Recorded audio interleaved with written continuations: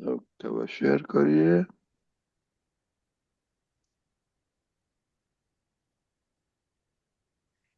Okay, દીપકાનજી. જય સચિદાનંદ. ઉદિત में 14 में મૃદુ રુજુ વાણી. તમને રાઈટ જ નથી સામાન્ય અક્કલ વગરનો કહેવાનું. તમને રાઈટ જ નથી સામાન્ય અક્કલ વગરનો કહેવાનું. તમે આવું બોલો એટલે સામો પણ અવળું બોલે. તમે આવું બોલો એટલે સામો પણ અવળું બોલે તો એને અંતરાય પડે. તમે બોલ્યા એટલે સામોય બોલ્યો તો એને અંતરાય પડે. આ અંતરાયમાં જગત સી રીતે અટકે. આ અંતરાયમાં જગત સી રીતે અટકે. એટલે કેટલી વખત આપણને અંદરથી એમ થાય છે, મને જે લાગ્યું તે મેં કહી દીધું.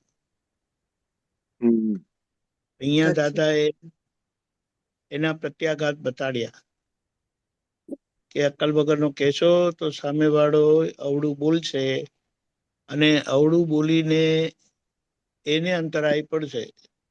હવે એના નિમિત્ત કોણ બન્યું? આપણે બન્યા.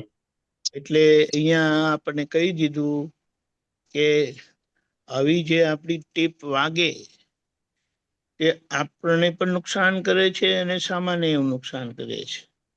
અને આપણે કહી છે, દાદા ભગવાન મને જગત કલ્યાણ કરવાનું નિમિત્ત બનવાની પરમ શક્તિ આપો, શક્તિ આપો, શક્તિ આપો. આના પછી આપણે સમજી જવાનું છે કે જગત કલ્યાણ કેવી રીતે થશે. આપણો જ્યાં સુધી આદર્શ વ્યવહાર થશે નહીં ત્યાં સુધી એ આપણું એ અહિત કરશે અને સામાનું એ અહિત કરશે. આપણને વખતે એમ થાય કે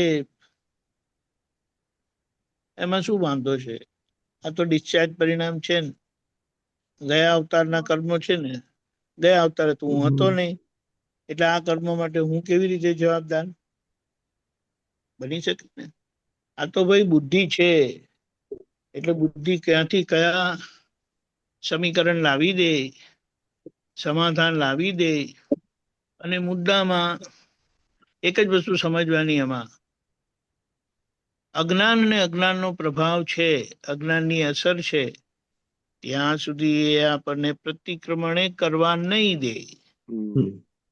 પ્રતિક્રમણ જે મહાવીર ભગવાને છૂટવાનું વિજ્ઞાન ખુલ્લું કરી આપ્યું, મુક્તિનો માર્ગનો રસ્તો ખોલી આપ્યો, ક્ષમા એ મોક્ષનો ભવ્ય દરવાજો છે એમ કરીને જ્યાં કીધું છે, હવે એ જ જો બંધ થઈ જાય તો પછી તમારી પાસે રહ્યું શું?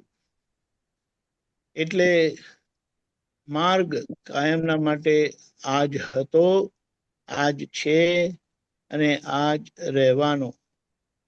એટલે પ્રતિક્રમણ ચુકાવે, પ્રતિક્રમણ ભૂલાવે, પ્રતિક્રમણ સ્કીપ કરાવે, એ બધી જોખમવાળી અણસમજણ છે. અને ત્યાં આપણે સમજણ ફેરવી દેવાની કે જેટલા મારા અહીંયાથી ભલે ડિસ્ચાર્જ પરિણામ છે, આજે એનું હું કરતા નથી, પણ આમાં જે પોતાનો નિમિત્ત ભાવ જોખમ રીતે કામ કરી જાય છે, ત્યાં અહીંયા પોતાનું જોખમ થાય છે, પોતે જોખમાય છે. હવે કોઈ હાથે કરીને પોતાના પગે તો કુલાડી મારે નહીં ને. એટલે અહીંયા આપણને દાદાએ ચેતવી દીધા કે હવે જાગો. આપણને દાદા ભગવાન મળ્યા, થોડી સમજણ મળી એટલે આવું બની શકે છે કે સામાન્ય અક્કલ વગરનો કહેશો યા અંદરથી માનશો, અક્કલ જ નથી એનામાં, પછી વાત કરવા જેવી નથી. એટલે આ રીતે આપણે આપણા ડિસ્ચાર્જ પરિણામોને સારી રીતે જોઈને, અને ખાસ કરીને વાણી ભલે એને ટેપ કીધી છે ત્યાં ટેપ કેવી વાગે છે તેને બીજા સાંભળે તે પહેલા આપણે સાંભળી લેવી જોઈએ. અને એના માટે દાદા ભગવાને જ્ઞાન આપીને, છૂટા કરીને, મુક્ત કરીને આપણને એવા સક્ષમ બનાવ્યા છે કે આપણે નક્કી કરીએ તો બધું થાય એવું છે. એટલે આપણને રસ્તો બતાડી દીધો કે આ રસ્તો છે અને તમે ચાલવા માંડો. બસ કહેવા માટે તો આપણે ઘણી બધી ડાય વાતો કરીએ છીએ, કરતા હોઈએ છીએ, પણ હવે ધીમે ધીમે દાદાના બતાડેલા રસ્તા પર આપણે ચાલીએ, ખુદ ચાલીએ. એટલે કે અંતરાત્મા દશાએ જે પુરુષાર્થની જરૂરત છે, જે પુરુષાર્થની ભૂમિકામાં આપણને બેસાડ્યા છે, ત્યાં લગી આ પુરુષાર્થ અનિવાર્ય છે. એટલે એક પુરુષાર્થ જુએ છે, એક પુરુષાર્થથી પોતે જુએ છે, પુરુષ થયા પછીનો પુરુષાર્થ સામામાં શુદ્ધાત્મા જોઈ લે છે અને જે કર્મનું પરિણામ આવ્યું, જે ઉદય પરિણામ આવ્યું, એ ઉદય પરિણામને પોતે સારી રીતે સમજી લે, ઓળખી લે કે ક્યાં ભૂલ થાય છે, ક્યાં આદર્શતા તૂટે છે. અને આ તો એને શું કહેવાય, સમજવાનું બાજુ પર રહી જાય છે અને આપણાથી ભૂલ થઈ જાય છે.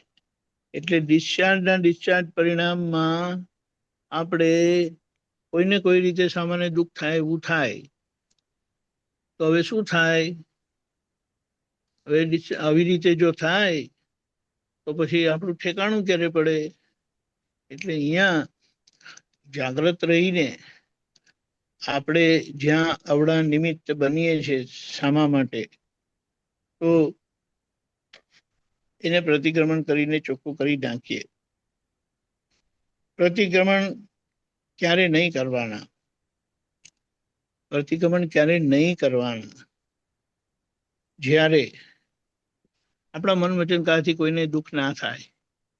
એટલે કે આપણો વ્યવહાર અનિશુદ્ધ, બિલકુલ આદર્શ થઈ જાય.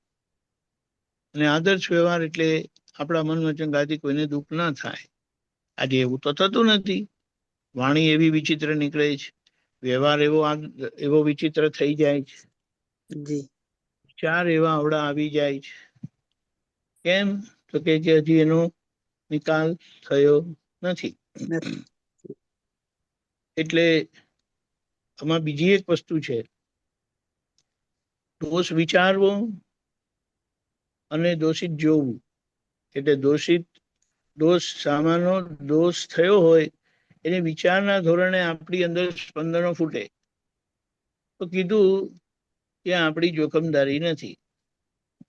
પણ જ્યાં આપણે સામાન્ય દોષિત જોઈએ છે, હા આ એમનો જ દોષ છે, આના ચલાવી લેવાય, તો ત્યાં એ જોખમ છે. અને એ જોખમમાંથી એટલે દ્રષ્ટિએ કરીને આપણે સામાન્ય નિર્દોષ નિહાળી લેવાના છે, કે જેથી કરીને જે શુદ્ધાત્મા પદ મળ્યું છે અને એ શુદ્ધાત્મા પદ સાથે ઔપચારિક જે બધો વ્યવહાર બને તે પછી નાટકીય સમય સંજોગો પ્રમાણે કરી લેવાનો હોય છે. જય સચ્ચિદાનંદ. જય સચ્ચિદાનંદ. જય સચ્ચિદાનંદ. નિશાંતભાઈ, જય સચ્ચિદાનંદ. કેમ છે બધું? બસ શાંતિ. Very good. Everything okay? Yes.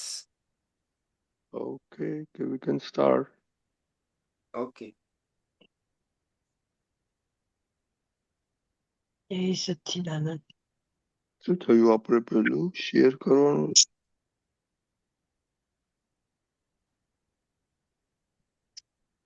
Okay Nishant. Okay. પ્રાતઃ વિધિ. શ્રી સિમંદર સ્વામી